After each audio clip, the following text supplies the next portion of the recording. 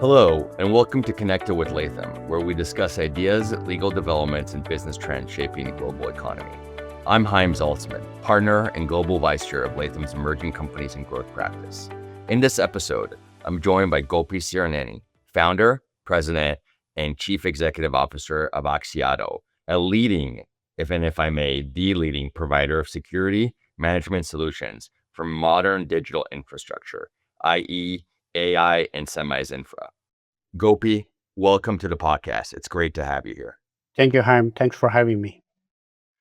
Axiado provides hardware-anchored platforms, security solutions, and deploys a novel AI-driven approach to platform security against ransomware, supply chain, side channel, and other cyber attacks in the growing ecosystem of cloud data centers, 5G networks, and other disaggregated compute networks.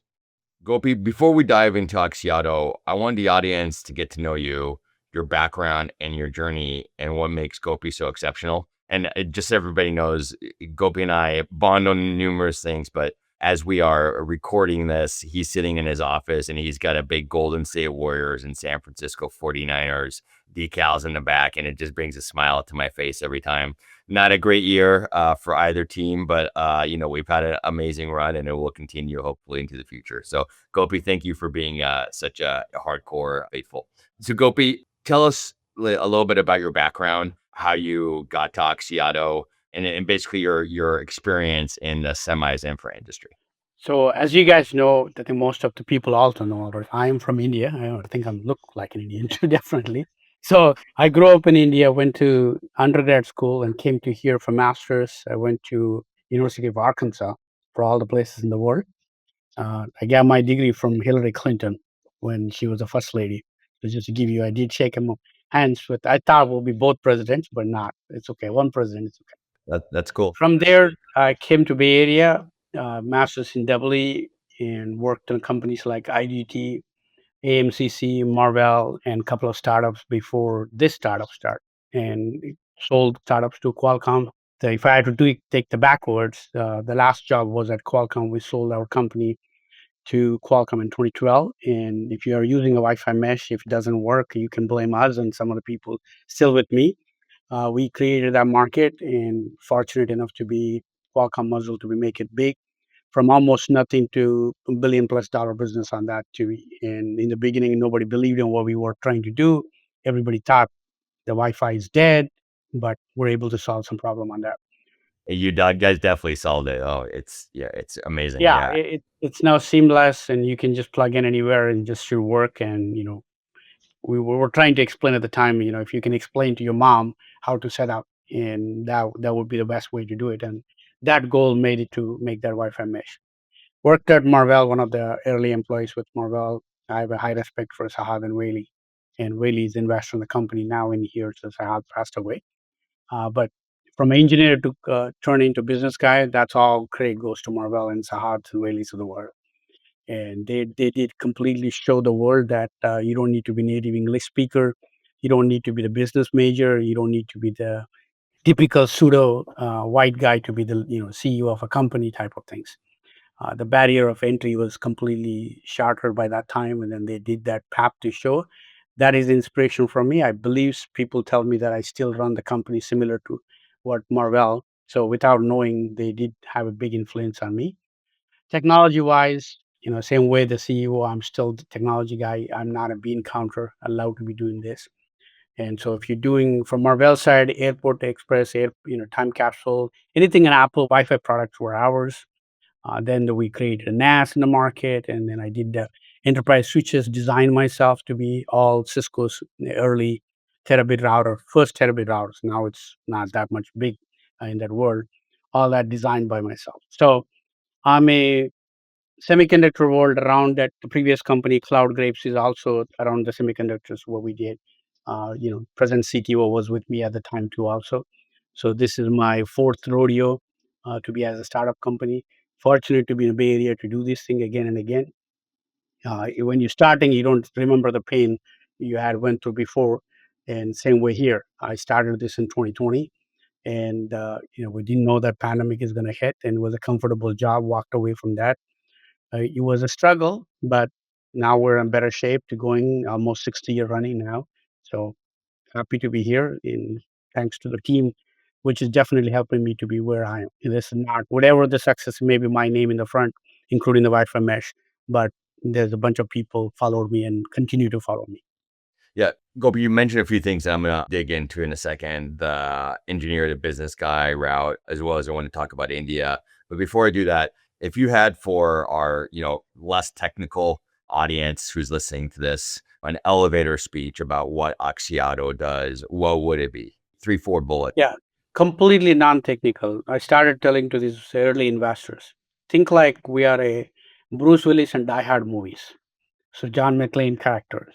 If you think about so Hopefully they're picturing me flexing right now, but I'm sure that's not the case. yeah, so if you watch these movies, he's always in the building and villain does not know, bad actor does not know he existed. By the time he knows, our bad actor knows that he existed in around there, he collected the forensic data and how many people there, how many hostages, how many guns were there, etc. And he seeks the help and goes and attacks. And he can do while he's getting help from outside. It's a similar concept of security, what we do on a platform. So we are on every compute server platform. And whether it's a switch, whether it's a computer, whether it's a 5G, doesn't matter. And we are there in the original, in olden days, it's all used to be done. The security keys, key management is done inside the main CPU, host CPU. What we do is an outside, just like I talked of Bruce Willis. All the software, applications, and everything is running on the CPU itself. That means bad actors is also targeting that CPU. So when he is sitting on that, means there is a virus on your CPU side. He does not know that we exist outside. We're actually hosting the keys and managing and all that stress services. By the time he's trying to tamper anything, we get to know that. Okay. So that's where we sell to. Another analogy on this. How do we protect? I gave you what we are. So how do you protect is another analogy also I use. Think like it's a bank heist happening. It's like a movie style. Okay. Ocean's 11 type bank heist. If the bank heist is happening, what they do, they're going to turn off the cameras first. Okay. And then break the walls inside, break the money chest and take the money and away. In this world of happening, security cameras are broken, means fake or whatever the stuff it's showing, you don't get to know that much for in the real world when they turn on. And then they come in, break the wall. Yes, the breaking the wall will be physically visible to the people. There are physical alarms goes up, and then there's a cop triggering or people calling cops. By the time cops come back, that's the time the bad actors has to steal the money just on that. Let's transfer that to a digital world of it. Security cameras are for us in a reference is nothing but XDR services here. Okay. These are Mandiant, Google Mandiant, and these services on top, which is monitoring every application around it. So that's the security cameras, reference to. Yeah. Then the wall I talked about breaking it, it's a firewall, which is Palo Alto type solutions. Then once you come in the digital world, what we talk about when you turn off the security cameras, which is 4 years ago, I think the first Trump time, there's a DoD attack happened to me. So they turn off all these XDR services. You didn't know that it was turned off. By the time you realize it was too late, data is already gone. So you will not know in a digital world that turn off happened, number one, because you're at the edge side looking at. Second, you're breaking the wall. In a physical world, breaking the wall that there is a physical, things you can see.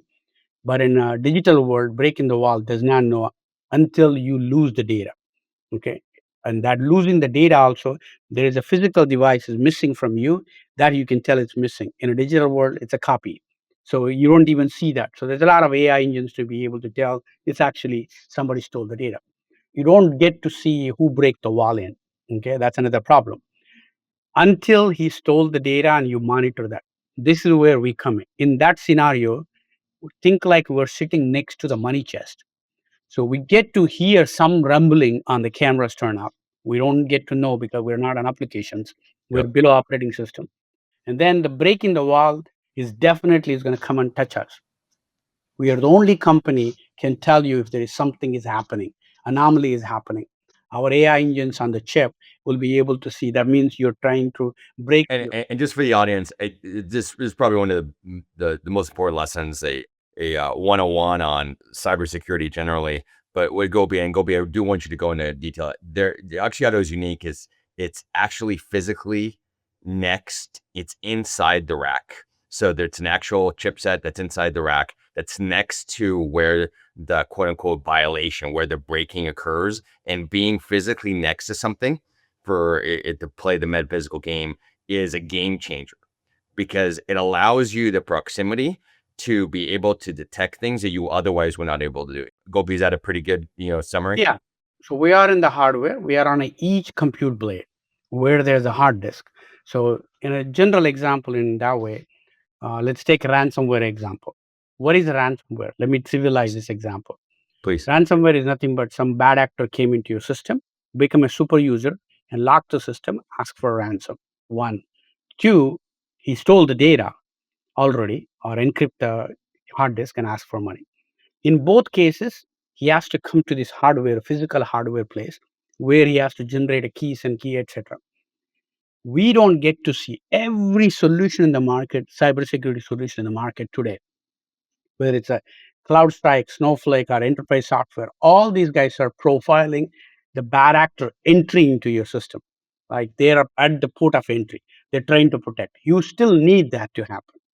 What we do is even all that stuff is happening, bad actors still coming in and go and steal that content what you care about or locking in, etc.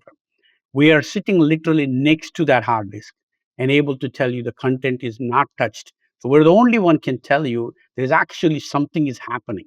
While the action is happening, we can pretend that prevent that too. So predict and prevent. So we may not be able to see the other side why you how are you coming and we'll not be protecting against, but we will guarantee you that your data won't go away or anybody the worst case, self-destruction. So it's another example. Bad actor came into your home, thief is coming at the front of the home, and you're scared. What do? You go to the bedroom, safe room, and lock the safe room again. And basically, you encrypt the hard disk in this example with a new keys because it looks like he came with the keys already stolen. So even if he steals the data, he can do nothing about it because I locked it with something impossible for him to break. I am dead by then. So, So this way, data won't be abused. So this is where it helps a lot of military defense guys also taught us how to do this. And we know the traces of all the way to the where it came from. Okay, we can trace the guy to be able to. So that's the number one technology for us. With these details of granularity for us, each blade and the rack level that we have a silicon in there or our pluggable card, then that will be able to do a complete rack level management for a granular level security for that, saying, hey, that one blade number 30 or compute tray 30 has a some attack on something by port. And everybody in the system will know, not by software, by our own solution, hey, watch out for this particular user. That's a bad user. We found that we're quarantining that guy. So we're not bringing the system down, but we quarantine that. yeah. So this is the security side of it. The other side of the solution is efficiency, performance and efficiency.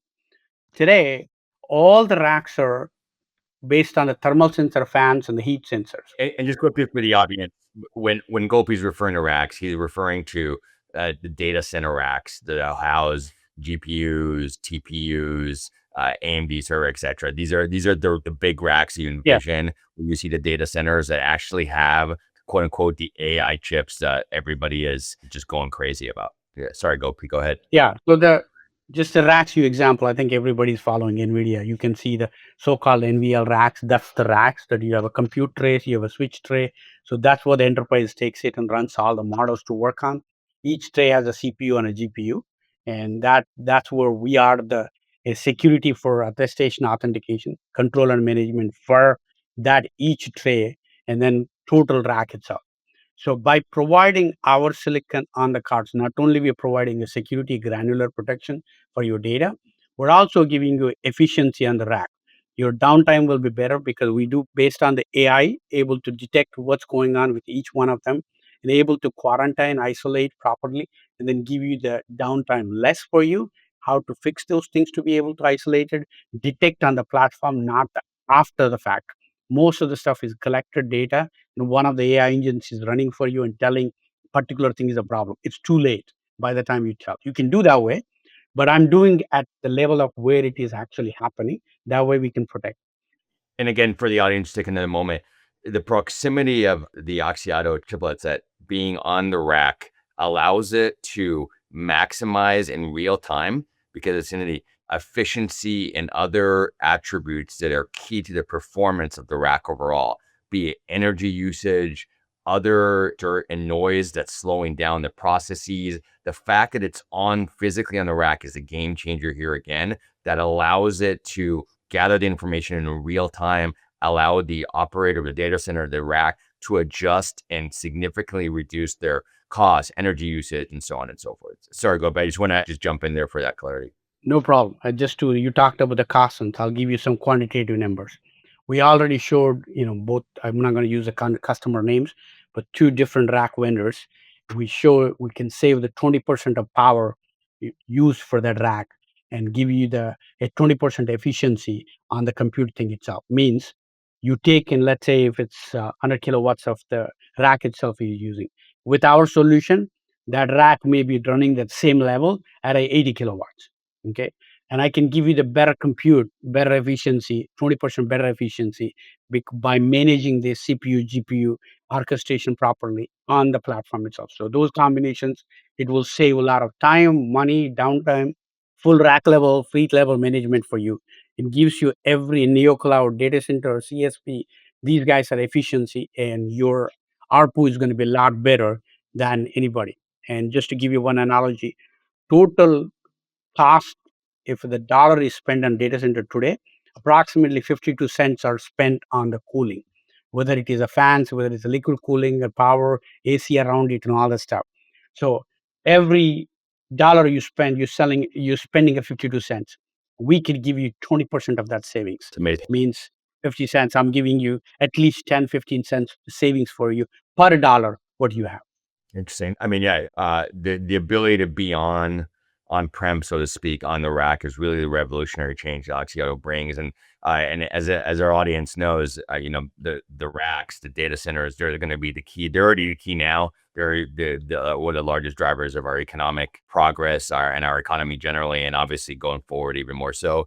Taking a step back, Gopi, I do want to jump on just quickly on a couple of things you said. Just the whole idea of the engineer to business guy, that's obviously been an evolution. I think Silicon Valley has been at the forefront of that, mostly because a lot of engineers on the ground. You're seeing it as well in the finance community, but definitely in the hard tech community. Are you seeing that predominantly among the ecosystem? Is it mostly a semiconductor phenomena in semiconductor and deep tech companies, or are you seeing it throughout Silicon Valley? I think it's just a Silicon Valley. Obviously, Silicon Valley refers to silicon means it's a semiconductor, most of it, but it is a Silicon Valley that the ecosystem around it, people around it helping you. And even if there are some things I need to learn as an engineering turn into business guy, and that's forgiving in the world to be able to do it. Olden days, your sales guy goes golf with somebody else outside and they talk about, then you get to the marketing guys, go talk about it, and then it comes back to an opportunity to you. There's an RFI is issued and you engineer respond to and all that. That world is a little bit of cut short already.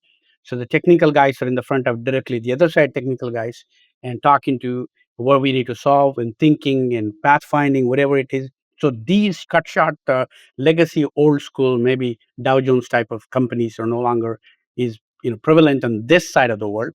And this is shortcutting and the growth and the innovation, everything is a lot more faster than anything in the world. So that's just an area in here. Yeah, I mean, I always tell my kids, like, I wish I was smarter, could have been an engineer, but that engineers do rule the world. They definitely are a dominant player in Silicon Valley, and you're actually trying to see. And again, what Gopi just said is super important. That proximity, again, we focus on the actual Axiado chip, but the ability to take the technical, which matters, to the business, move it quickly, execute on it, is something that is going to continue to be important, even more so in Silicon Valley as the speed of innovation continues. Gopi, one other thing that you mentioned, and I do want to go into it. Axiado just opened a very large facility in India. India is obviously a very large focus. Can you tell us, for audience, there's all sorts of countries that make headlights in terms of impacts on tech. There's the Northern European countries with the music and digital stuff. Obviously, Israel is in the news a lot about the technical prowess of many of their companies, but we don't hear enough, or at least definitely outside of Silicon Valley, about the Indian, both diaspora in the United States, as well as the broader ecosystem in India. So, can you take a moment to talk about the Indian diaspora in Silicon Valley and how it's developed? And obviously, you've been at the forefront of that, as well as your thoughts going forward on India, both for Axiado and how important it is, and how important India is for the semiconductor world generally. Yeah, so it's not just Axiado. Most of the Silicon Valley started relying on India. First, initially for the only software applications, but now last decade has been a phenomenal growth on the semiconductor design, verification, and starting the back end too. Also, you could get a lot more graduates out of the colleges in India than if you compare to the Indian graduates with the electrical background, with people who can do the RTL coding or can do a help in the chip design. Those are India itself is outrun everybody combined a world of together. So if you add up that to be, so that means the resource pool is getting much better in there, much useful. Of course, cost structure is better than here, but it's getting that's also increasing. But that enables a lot of innovation in the world of no longer just consulting from there. It's no longer just Satyam Computers type of thing and doing some whatever the project IBM need to do it. It's actually companies are doing a full development for us. For us, everybody says, okay, India Center, I got around 65, 70 people in India now asking for, hey, do they do just a support and software development? No, they actually do a chip design for me too also. They do a software core development, chip design. So as many people as I have in here, similar talents are there. We treat them same respect. Some people are leads in there too also. So it's nice to see that we can get the talent and they're obviously less cost than here. And also government is also helping incentivize the things to it, and the commute and etc. is getting better too. Also education. So definitely India is going to be bigger for us. We're going to double the number of people. We kind of saturated hiring in here, but we're going to hire a lot more people in India too. Also India, Taiwan, Vietnam. We're starting about to start in Italy too. And you see that you see India broadly being, I mean, obviously it's important to the semiconductor industry. You don't hear about it as often. Obviously, you hear about, Taiwan and TSMC. You got Japan and South Korea, both on the higher end semi manufacturing as well as the memory chip. You hear about Micron on memory chip in the US, obviously the United States with the LM and AI, as well as manufacturing Intel, ASML and Netherlands. How important is India going to be to the global semiconductor industry? I'd really like the audience to get a sense from one of the leaders in that area. So the in silicon development side, there's something called a front end development, which is you come up with the architecture, what do you want to build a product, and then you go into a coding stage where you do the RTL coding, and maybe now it's all tools, AI can do it, but tools, the front end design, and then do the verification. Then from there, there's the back end stuff is which is the front end of the back end, which is the synthesis and timing, place and route, and all the stuff. Still doing the computer side, the portions goes to what you talked about, ASML, TSMC, Taiwan comes up to the picture. After you tape out, the DDS file goes to TSMC and TSMC manufactures the chip bring up, chip development and all that. So that section of the chip backend side of it, packages and putting on the boards, etc. That on the backend physical stuff is more still staying with maybe Taiwan, Vietnam, and maybe China is around the countries, Malaysia and all that stuff. The front end portion, the design verification to send it to the TSMC, which is majority used to be only here, that is been now offloaded, a lot of resources to help. So that they have a full wealth of people. They are now open to startup companies and stuff like that. And there are some success stories making it too. So definitely resource pool is higher on that section of the design verification and the back end before you tape up. But the physical silicon build up and the fabs and stuff, there are some, but not there yet. We did use the board design, board manufacturing, and a couple of companies in India. They're good for the sampling. With the production level, I think that's the growth need to happen. And so I'm going to ask you the $1 million question. 5, 10 years, how important is India? You see India taking a next step from obviously a U.S. strategic. It's very important to have other sources. Obviously, India is a friendly country to the United States. Where do you see India in the ecosystem in 5 or 10 years? I think there's going to be equal, maybe not five, but in 10. You will have the same people. I would have it maybe sometime in the future. My CTO is in India. I'm here, something like that. The whole team is in India to be able to. It will be equal to what it is in here. Other than the travel, now that the Zoom, these calls are all tough, makes it productivity is much better. They're all getting to that stage. I think it's going to be a lot of growth, and you just cannot ignore. As I said again, going back to the main thing, value for is, India is full of people, full of resources. Simple, Good. and here is all the tech, and everybody can speak English. Anywhere else in the world, the native English speaking is a problem. The communication takes a little more time. Yeah. Here, pretty much everybody, every engineer can speak, not an issue. So that gives you a little bit edge in the world of any country outside for them. Now, as I said, innovation in 10 years, I see equal. It's amazing, and I find that to be a positive, not a negative. Having India to be a major source, in particular in light of the global geopolitical, the concerns with that, having it be able to do that is not a negative at all.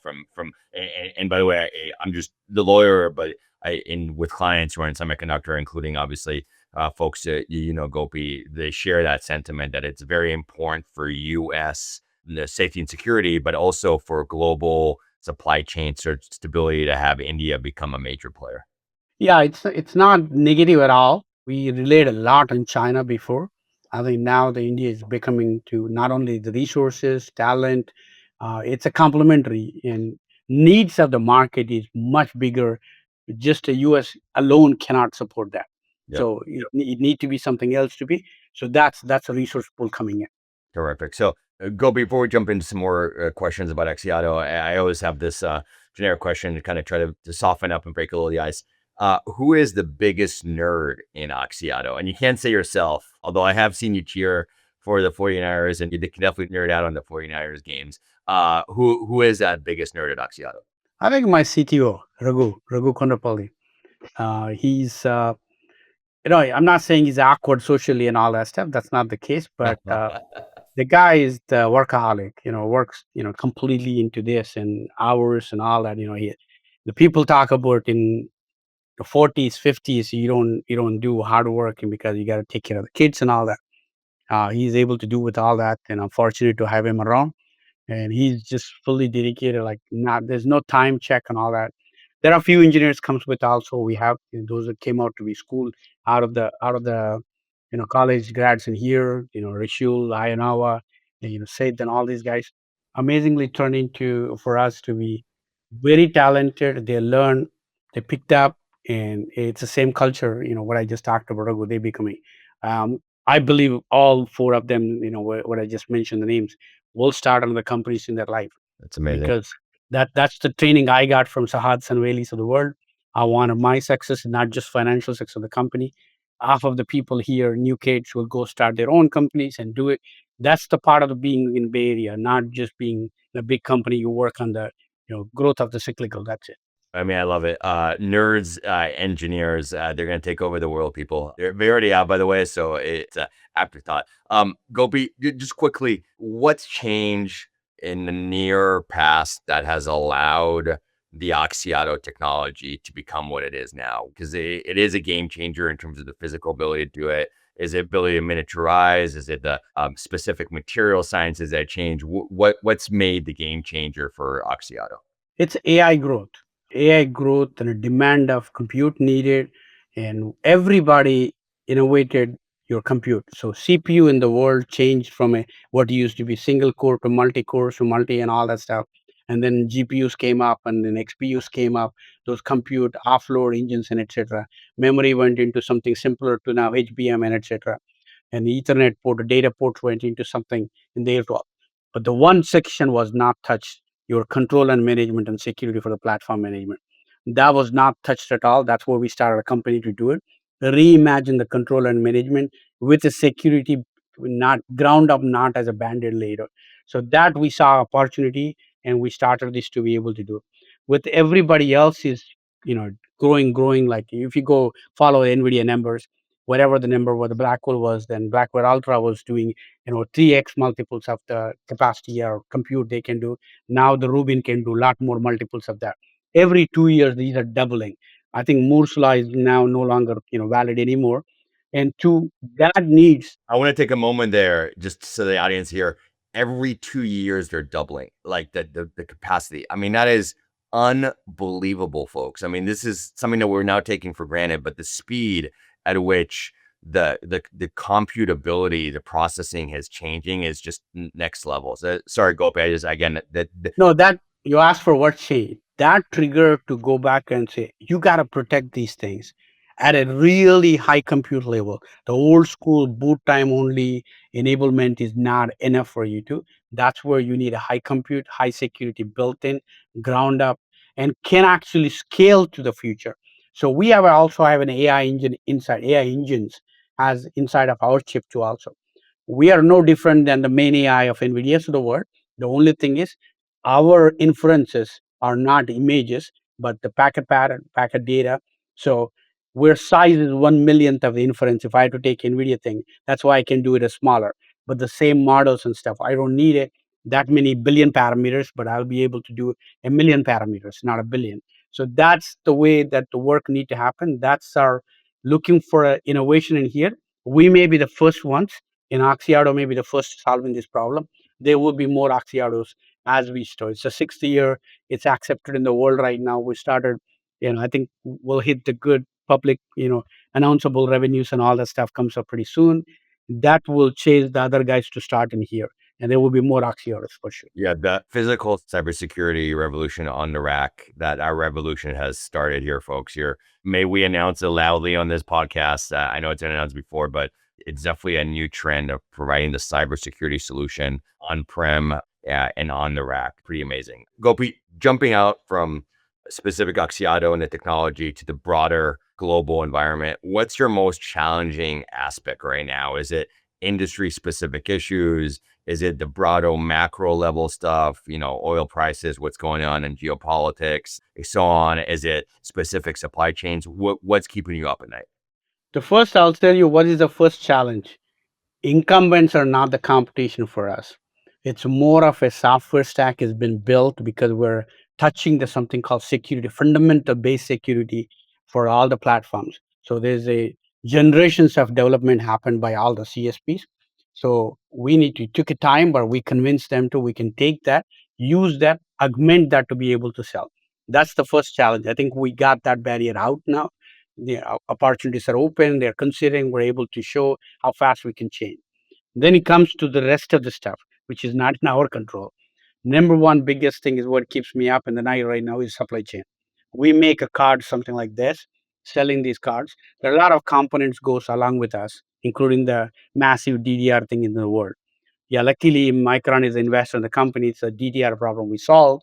But the rest of the products are right now we need to be able to building the inventory and everything is exuberant lead times and exuberant prices and etc. I hope market will settle down to that, and we're not chasing our own tail of doing that whole industry itself. Just to give an example for us, we were trying to buy like 100 servers in 6 months ago. We put a POs and stuff. The prices went up to 2x, 3x. As an enterprise, we decided it's not scalable, so I'm going to reduce it to 20 servers. So I'm spending 1/5 of what was planned before. That means the whole world also going to be same. Hopefully, this shortages does not make the demand go away. So supply chain is the one. Yeah, of course, this war and everything is gives the uncertainty of the market and people making the decision to move forward, and those are slowing down. But the AI demands are so much that right now we need to build. We can't slow down all this. So VC's money spent is still happening. Corporates are you saw, Google, Microsoft, and Nvidia. Everybody spending. OpenAI, Anthropic guys are spending a gazillion dollars of the money on that. I think that's going to continue. So even though these are a little bit of setbacks, I think that will drive the bigger growth in the market. We just scratched the surface on this AI market, and infrastructure. Happy to be part of in the middle, right in the middle of that and solving the problem. Yeah, I mean, and really quickly for the audience, that we're hearing these issues with the supply chain throughout. The success of the semiconductor, the semi-infra industry, the digital infra industry has obviously driven up demand for the inputs and the materials that make it all happen. And that's made it very difficult for many companies to execute exactly on the plans they had before. So adjusting in real time to operating plans has been a core fact for Axiado as well as other companies in this MI section. Obviously, dealing with these things, Gopi, requires obviously engineering prowess, technical understanding this stuff, but it also requires money. Everything requires money, is what somebody told me a long time ago. And you just had, an oversubscribed Series C plus that we at Latham were very proud to work on. Great success there. You had the obviously institutional financial investors as well as strategic investors involved. Basically, what are you going to do with the money? How is that going to pave the path forward for Axiado? And then the second question, if I may just lay it out for you quickly, is how important is financial raising and capital allocation in what you do day to day? I'll do the reverse order. Okay. Financial money is definitely important. Everything is exuberant cost right now. You can go big and spend and generate faster, or you go slow down to be type. Semiconductor is not the world of too slow. You have to be a little bit spending further out. I'm fortunate enough to have a Maverick Capital, Maverick Silicon guys. He has been a big backers of our company. So they're continue to be supporting on that, along with the recent announcement. You see, strategic companies came in to help us out too also. So that money is important. There's no question about it. And need to be able to work. So that problem is that fortunately, I'm I'm around right people to be able to help our company around the spending. Where do we spend this one? We have a product already. Second generation is sampling right now. We have a starter revenue already too. Also, now taking to the wider growth of the customers, we are focused on a tier one. Only focused on few customers that because smaller size of the company couldn't support all of the people. But now we are wide cast. Pretty much every rack is being talked out in the market. We're already working with them or already designed in. I can't give you until they announce that, but Yeah. every rack solutions in the market, and there are 4 or 5 different, groups building different ways, and we'll be part of that. And pretty soon that will be done. So to spend there, we're hiring a lot of marketing, sales. 5 months ago, I had a 0 sales guys and maybe 1 marketing guy. Today we have a 5 sales guys and 4 marketing guys, and now the next is to build on the support team and the enablement team. As I talked about, our solution is not just a silicon and a card. And then also we provide a full stack solution. So the services and all that stuff comes up to be. Yeah. We just saw the announcement yesterday that AMI used to be the independent BIOS vendor. Is will be bought by Lattice. So that means the service guy goes away. We heard from every customer already like that there's a problem for using a third party. We said we'll provide you. So we're already filling that gap The service gap. along with that. So that way, the AI models, subscription, if we update models, we give a foundation model at the beginning, and then anything updated they needed, we'll provide for that service. So that team of software support enablement teams, those are money will be spent along with enabling the customers. Yeah, great segue, Gopi. I mean, so where do you see it going? Where do you see the digital infrastructure security market heading? You mentioned that when the market realizes Axiato's success, and you already kind of plowing through it, you've had some validations, and you will see that soon. The more companies will come in there. Where do you see in 5 years? Do you see an Axiato like solution, or hopefully Axiato itself, in most rack offerings to provide on-prem security, or do you see it going to be a mixed market depending on the product needs of different end users? So the first of all, right now, the so-called XPU based, I'm using as a GPUs now. Some people as everybody names, so Sure. everybody has their own way to build. So this whole AI racks is in hurried way of building and a compute solution to give into the world. Nobody in the phase one start about I need to protect this pretty securely and etc. My premises are protected. That's good enough. I think there would be more attacks targeted to these systems because these were not, one was not open before, so they don't know, and bad actors does not know. The same AI would help on the other side of bad actors, so there will be more attacks. Means there will be demand for these AI solutions to be able to protect as a security. So we will be the more prevalent choice in the world. We love to be the one, but as I talked about, there will be more coming up. There is definitely needed. We just pave the path. This is the one way to solve on top of what you already have. We're not replacing, but complementary. We'll make sure that the data is protected.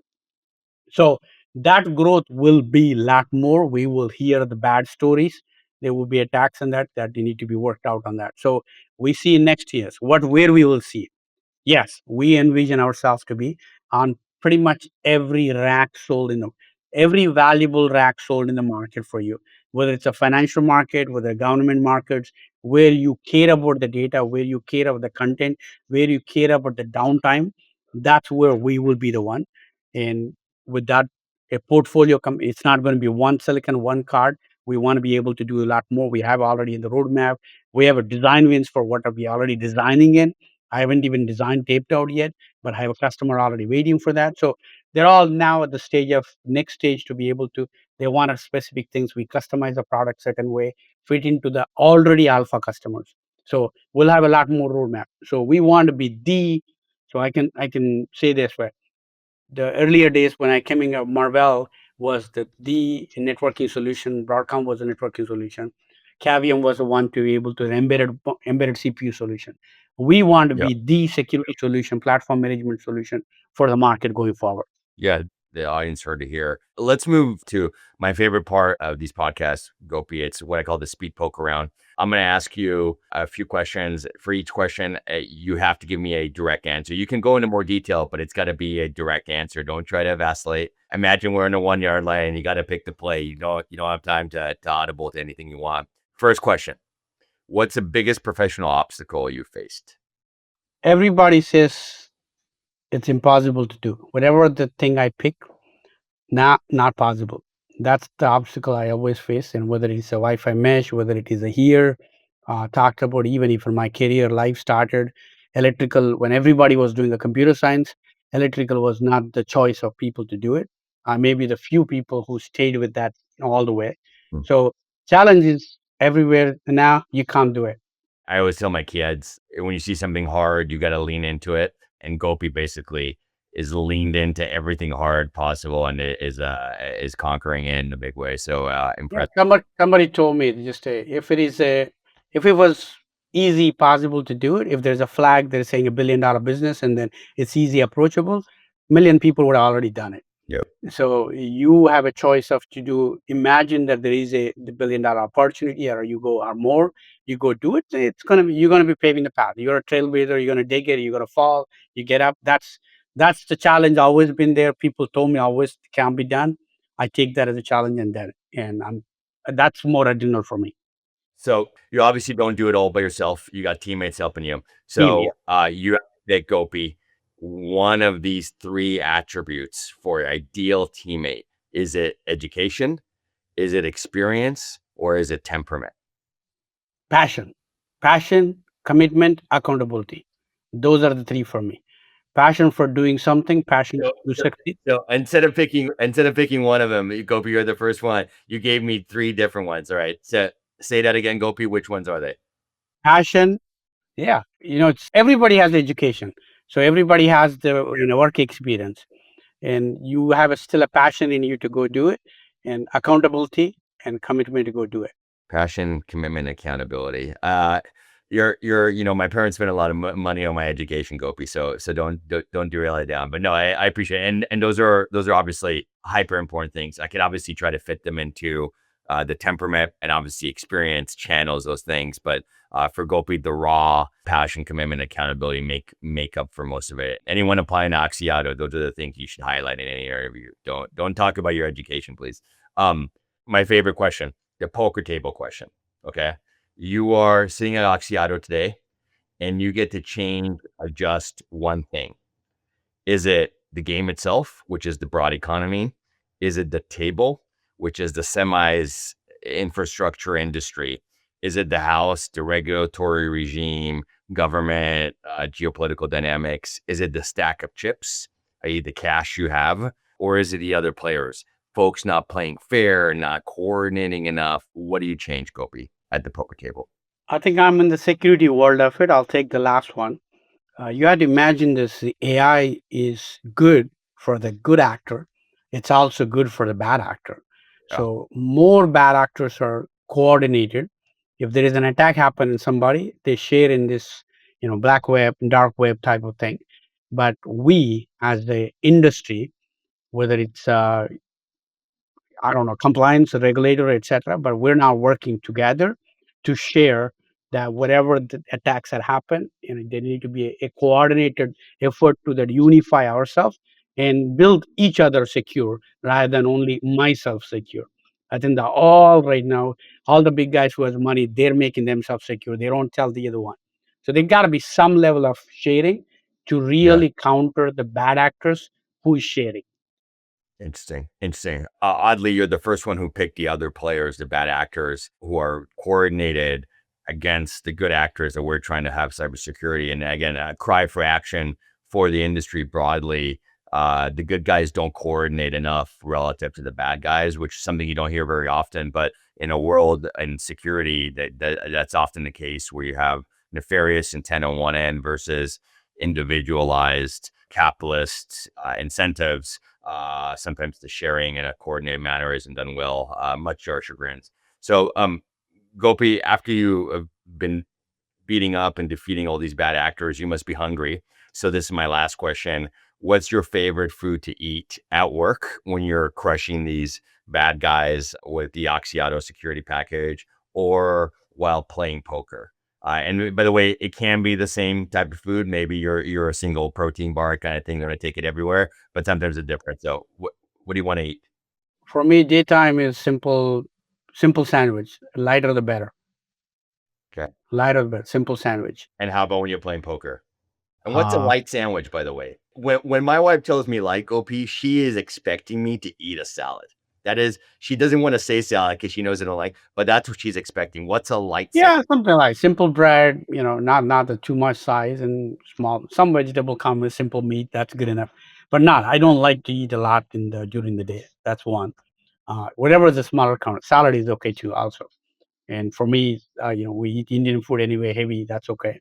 I don't know the poker table. I would be munching something. I'm not a big munching guy, Okay. but the food for me is if I go to Taiwan, hot pot. I love hot pot, Hot pot, hot pot. You're gonna make my family happy. They love hot.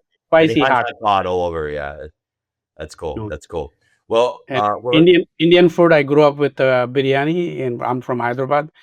I love it. It cannot be enough. I've been to Indian food with you, and I've asked you for recommendations. You've given me some, but you've never taken me to your favorite one. So I'm a little bit behind here. I'm gonna have to hold you up to it. So Let's go on that. Yeah. it's gonna happen. So Gopi, a real pleasure to have you on the podcast with me. Thank you so much. Thank you, man. I appreciate it. Thanks for having me. And thank you, our audience, for checking out this episode of Connected with Latham. You can subscribe and listen to new and archived episodes of Latham's podcast on LTLB.com, Apple Podcasts, Spotify, or anywhere else you listen to podcasts. If you have questions or would like additional information, please email us using the links located in the show description. We hope you'll join us again next time.